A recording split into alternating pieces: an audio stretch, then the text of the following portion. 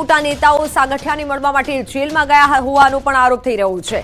કોંગ્રેસના નેતાએ આરોપ લગાવ્યો છે મનસુખ સાગઠિયાને મળવા બે નેતાઓ જેલમાં ગયા હોવાની વાત સામે આવી છે। કોંગ્રેસના નેતા ગાયત્રીબાએ આ વાત કરી છે। જો કે તેમણે બંને નેતાઓના નામ લેવાનું ટાળ્યું હતું। તેમણે કહ્યું હતું કે બંને નેતાઓનો સાગઠિયા સાથે ઘરાબો છે, એટલે તેમની પણ સંપત્તિની તપાસ કરવામાં આવે। સાગઠિયાને મળેલા નેતાઓની સંપત્તિની તપાસ કરવામાં આવે। ટીઆરપી અગ્નિકાંડમાં રોજ અવનવા ખુલાસા થઈ રહ્યા છે। જો કે મનસુખ સાગઠિયાની સંપત્તિને લઈને પણ રોજ નવા ખુલાસા થઈ રહ્યા છે। ત્યારે કસ્ટડીમાં સાગઠિયાને મળ્યા હોવાની પણ ચર્ચાએ હવે જોર પકડ્યું છે। કોંગ્રેસના નેતા ગાયત્રીબાએ આક્ષેપ કર્યો છે, મોટો આક્ષેપ કર્યો છે। ગાયત્રીબાએ નામ લેવાનું ટાળ્યું છે, નામ લીધા વગર જ આક્ષેપ કર્યો છે કે સંપત્તિની તપાસ કરવી જોઈએ। સંપત્તિની તપાસ કરવાની માંગ ગાયત્રીબાએ કરી છે। એમડી સાગઠિયાને લઈને વધુ એક મોટો ખુલાસો થયો છે। બીજેપીના બે નેતા સાગઠિયાને મળ્યા હોવાની ચર્ચા છે। પોલીસ કસ્ટડીમાં સાગઠિયાને બીજેપીના બે નેતા મળ્યા હોવાની ચર્ચાએ હવે જોર પકડ્યું છે। ગાયત્રીબાએ મોટો આક્ષેપ કર્યો છે અને કીધું છે કે તેમની સંપત્તિની તપાસ થવી જોઈએ, પરંતુ તેઓએ નામ લેવાનું ટાળ્યું છે। સાગઠિયાને મળેલા નેતાઓની સંપત્તિની તપાસની માંગ કરવામાં આવી છે। રાજકોટની આ મોટી ઘટના અગ્નિકાંડ કે જેમાં હવે તપાસનો ધમધમાટ તો ચાલી રહ્યો છે, પરંતુ મુખ્ય કડી સામે નથી આવી રહી। ત્યારે એમડી સાગઠિયાની સંપત્તિને લઈને રોજ નવા ખુલાસા થઈ રહ્યા છે કે આખરે હવે સાગઠિયાની સંપત્તિ છે કેટલી, કારણ કે મોટા બંગલા અને જે પ્રમાણે ફાર્મ હાઉસ પણ મળી આવ્યા હતા। અને હવે વધુ એક ખુલાસો થયો છે। ગાયત્રીબા, કોંગ્રેસ નેતા ગાયત્રીબાએ મોટો ખુલાસો કર્યો છે કે સંપત્તિની તપાસ થવી જોઈએ તેવી માંગ કરી છે। નામ લેવાનું ટાળ્યું છે, નામ લીધા વગર જ તેઓએ તપાસની માંગ કરી છે। જો કે એસઆઈટીની રચના કરવામાં આવી, એસઆઈટી પણ તપાસ કરી રહ્યું છે। એસઆઈટી દ્વારા રોજ અવનવા નામના ખુલાસા થઈ રહ્યા છે અને આખરે અગ્નિકાંડમાં જે પણ લોકો હોમાયા છે તેમના પરિવારજનો ન્યાયની માંગણી કરી રહ્યા છે કે આખરે હવે અમને ક્યારે ન્યાય મળશે। રોજ અવનવા ખુલાસા તો થઈ રહ્યા છે, પરંતુ આ સમગ્ર અગ્નિકાંડ પાછળ કોણ છે, કયા જે આરોપી છે જેમને સજા થવી જોઈએ તે નામ સ્પષ્ટ નથી થઈ શકતા। તપાસનો ધમધમાટ હજુ પણ જારી છે, પરંતુ પરિવારને ન્યાય જોઈએ છે। તો તે વચ્ચે ગાયત્રીબાએ આ મોટું નિવેદન આપ્યું છે અને આક્ષેપ કર્યો છે। સાથે જ કીધું છે કે તપાસ થવી જોઈએ, સંપત્તિની તપાસ થવી જોઈએ।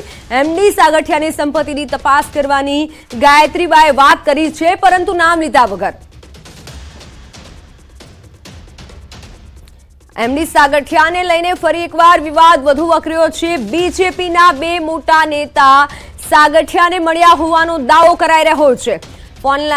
મારી સાથે સંવાદદાતા હાર્દિક જોડાઈ ચુક્યા છે। હાર્દિક, આખરે કેટલી સંપત્તિ છે તે એક મોટો સવાલ છે, કેવા આક્ષેપ કર્યા છે ગાયત્રીબાએ? ચોક્કસથી જે રાજકોટ શહેરમાં જે કોંગ્રેસી નેતા અને જે કોંગ્રેસના ઉપાધ્યક્ષ જે છે ગાયત્રીબા વાઘેલા, તેમણે ગંભીર આક્ષેપ કર્યા છે। તેમનું કહેવું છે કે જે રાજકોટના પૂર્વ ધારાસભ્ય છે કે તેઓ જે એમડી સાગઠિયાને જે છે તેઓ મળ્યા હતા, અને આ ઉપરાંત અન્ય એક ભાજપના નેતા છે તે પણ મળ્યા હતા।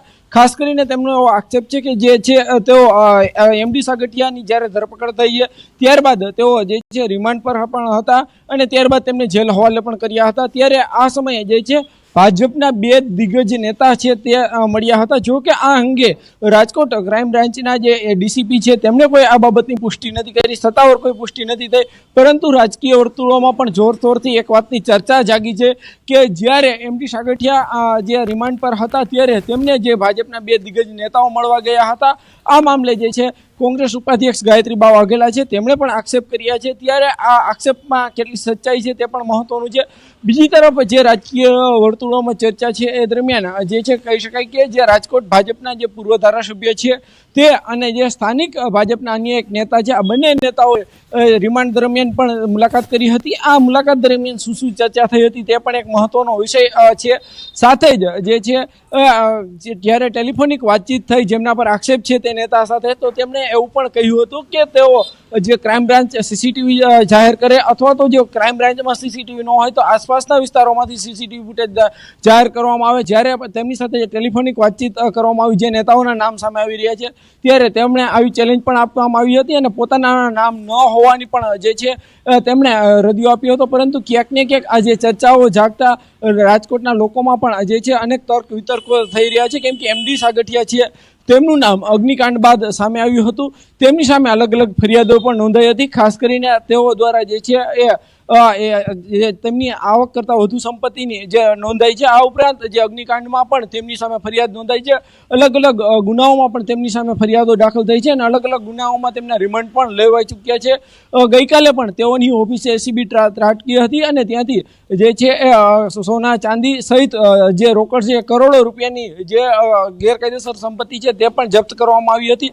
તેમને સાથે રાખીને પણ તપાસ કરવામાં આવી હતી. ત્યારે સૌથી મોટો વિષય અત્યારે જે રાજકોટમાં ચર્ચાનો વિષય બન્યો છે તે એ છે કે જે MD સાગઠિયા છે તેમને ભાજપના નેતાઓ મળ્યા હતા, કયા નેતાઓ મળ્યા હતા અને તેમની સાથે શું ચર્ચાઓ થઈ હતી તે પણ એક અત્યારે મહત્વનો વિષય છે. આ મુદ્દે જે છે આગામી સમયમાં કોઈ તપાસ થશે કે કેમ તે પણ સૌથી મોટો સવાલ છે.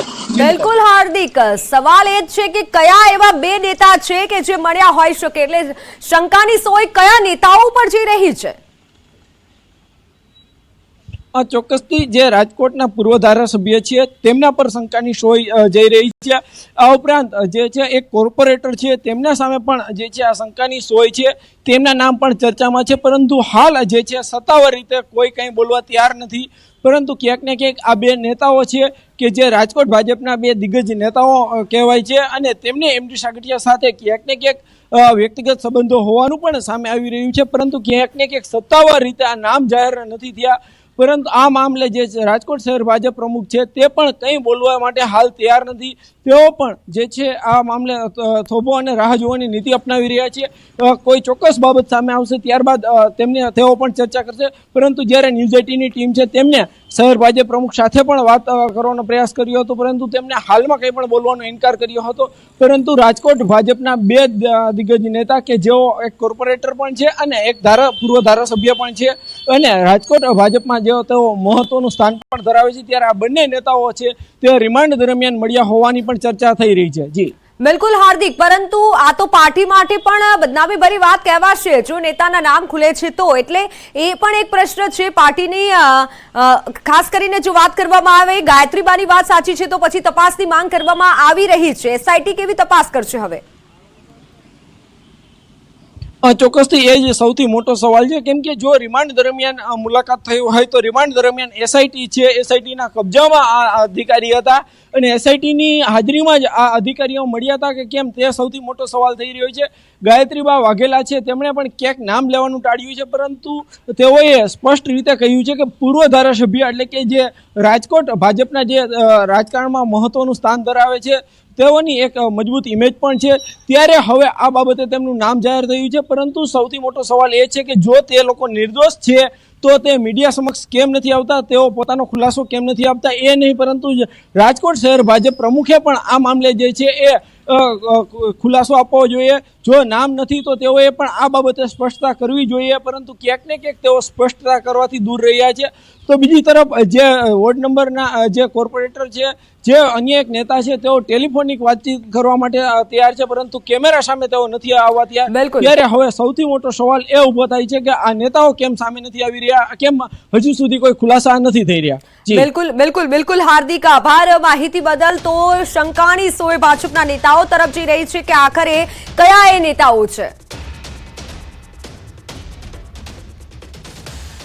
અધિકારીની સાથે સાથે પદાધિકારીઓનો પણ અડધો ભાગ હોય છે, તો કેમ હજી સુધી કોઈ પદાધિકારીઓ આમાં સામે નથી આવ્યા એ પણ એક સવાલ છે. અને સાથે સાથે એક સક્ષમ વિપક્ષ તરીકે લોકો પણ અમને જાણ કરતા હોય છે, ત્યારે અમને લોકો દ્વારા જાણવા મળ્યું કે આ જે અધિકારી છે એને જેલમાં પણ અહીં રાજકોટના ભારતીય જનતા પાર્ટીના આકાઓ છે એ મળવા ગયેલા.